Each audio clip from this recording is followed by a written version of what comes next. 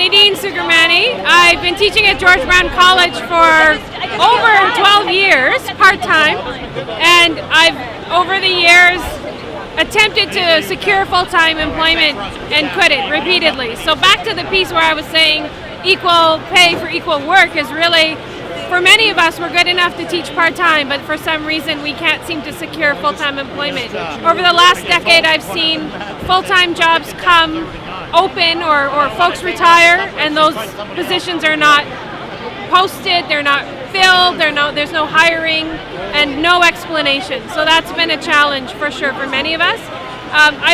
Making that connection to the larger movement around labor and precarity, when I talk about us, I don't just mean us faculty. I want to make the connection that us really is about all precarious workers, and the fact that precarity has become something that is the norm to some degree. So 70-80% of part-time faculty in a college system doesn't work. It doesn't work for us, it doesn't work for students.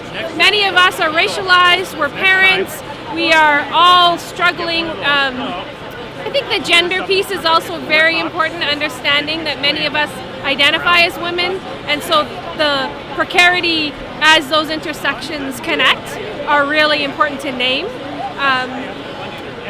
And yeah, I think making the connection to the larger Bill 148, understanding that that movement is about us, and the idea that being a professor, having that title connected to our name, doesn't mean all that much. Our students are quite surprised to hear how many of us have been part-time, how many of us have been part-time for as long as we have been, and the idea that more and more of their professors are part-time. In one of my classes, 7 out of their 8 courses, the professors are part-time.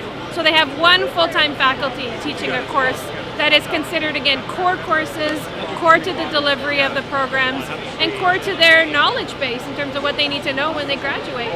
And it's really tough. One thing I didn't say earlier was when we're talking to students and naming, for example, in nonprofit, the precarity of nonprofit workers, part-time contracts, there's really very few full-time positions opening up.